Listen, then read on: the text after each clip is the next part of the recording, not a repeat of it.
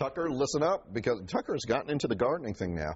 Just because summer's gone and temperatures are starting to trend lower does not mean you have to say goodbye to a beautiful outdoor garden space. Our garden expert, Derek Thomas with Thomas Landscapes, joins us now with more on that. Good to see you, sir. Thanks for coming in once again. Now, how you doing, Tony? I'm not much of a gardener, and so this is not the right way to think. But I do tend to think sometimes you get into fall and winter and it's time to just shut down. Not much you can do, but that's not true. That's not true, and many people think that, and just like the centerpiece of dogwood boughs that I brought in today, dogwood is one of the plants that you can have in your garden. It has beautiful flowers in the spring. It has attractive foliage in the summer. Gives you wonderful berries that, if you get them before the birds do, you can have a centerpiece like this, because the birds actually do love the berries.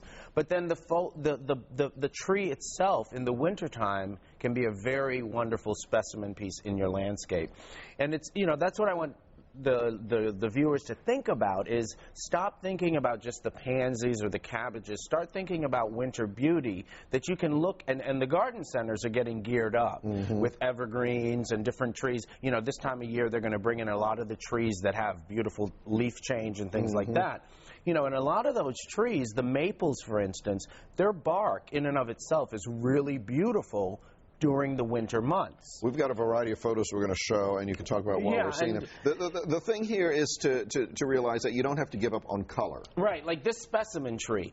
Here's a shot where there's one tree that is a brilliant blaze red. Think about putting one tree in your landscape that is going to be that specimen tree in fall, so that it sets the landscape apart. Even though it's only going to be a couple of weeks, it's still going to be something vibrant and something that people are going to be attracted to in your landscape. Is that the name of that tree? That's a specimen among the rest of the trees that you see in the picture. Gotcha. That is actually a maple, and it's a red sunset maple. Okay.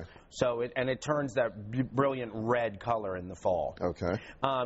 Start thinking about selecting plants that are going to give you berries, like the dogwood, and plants that even the crabapple tree. This crabapple here, those berries are going to last well after the tree has defoliated. So you've got some attraction in the landscape from the berries. And actually, in and of itself, it adds kind of a festive flair to your garden. Absolutely, brings you into the spirit of fall, and the pumpkin pies and things like that.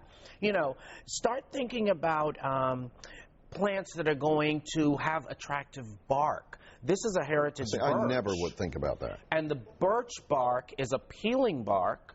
There's sycamores, there's crepe myrtles, and all of those trees are going to add beauty to your summer landscape, but also when the leaves are gone, you're going to have a beautiful, centerpiece planted. This one happens to be planted right off of someone's front door. And so this is what this tree naturally does. It naturally has that peeling bark in the fall and all summer long, but it's more obvious in your winter landscape because all the leaves are gone, and then that's the focal point. And then the other thing is to start thinking about, this is a winter jasmine.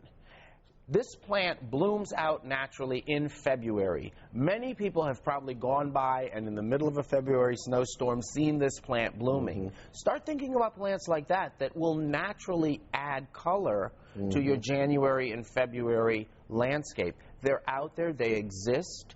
Many people want a garden that's going to be attractive throughout the year. This is a great way to do that by introducing plants that are not only at their peak in June or July. There are plenty of others out there that will be at their peak during the fall and winter. Well, you've taught me something. I appreciate that. Very good. Good to have you here. Thanks, Tony. Derek Thomas. And we will link you to his website with more information about all of this. Just go to our website, myfoxdc.com. We'll see you again soon.